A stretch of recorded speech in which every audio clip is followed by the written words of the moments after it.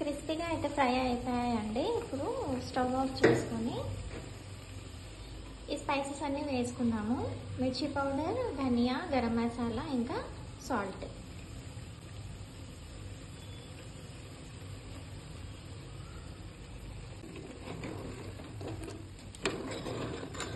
Stove off చేసుకొని mix చేసుకోవాలండి, లేకపోతే అన్నీ మాడిపోతాయి స్పైసెస్ అన్నీ.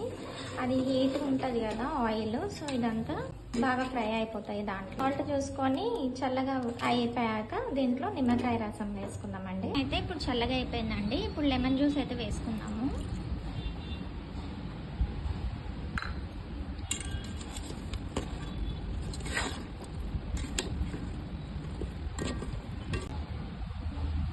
స్పైసీ మటన్ పిక్కల్ అయితే రెడీ అయిపోయింది. ఇది వచ్చేసి బాక్స్లో వేసుకొని స్టోర్ చేసుకొని పెట్టుకోవాలండి. ఫ్రిడ్జ్లో పెట్టుకుంటే కొంచెం ఎక్కువ